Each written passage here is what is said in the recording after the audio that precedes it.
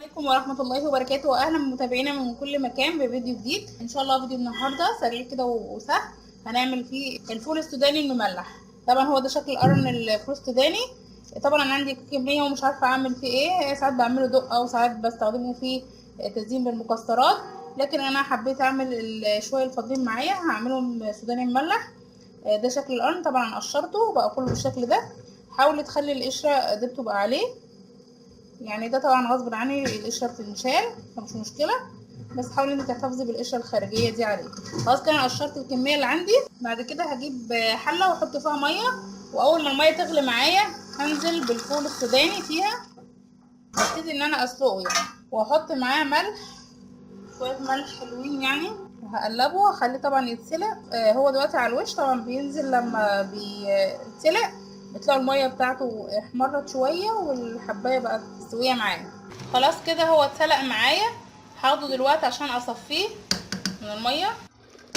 بعد ما اتصفى هجيب عندي صاجه، وهفرد كده الفول السوداني عليها عشان ادخله الفرن. قبل ما ادخله الفرن ببتدي ارش عليه رشه خفيفه خالص من الملح. براعي طبعا ان انا حاطه فيه ميه السليق، فبرش بس عشان ده اللي يديله يفضل الملح عليه كده يبقى مملح من بره كده جميل. وانا برش كمان رشه شطه خفيفه كده. الشطه دي اختياري، اللي مش عايز يحط شطه خلاص، بس انا هضيف عليه كده شطه يبقى مشطشط كده حلو. خلاص كده هدخله بقى الفرن عشان يتحمص معايا. طبعا ده كده بعد ما خرج من الفرن بقى محمص طبعا وجميل جدا. سامعين صوته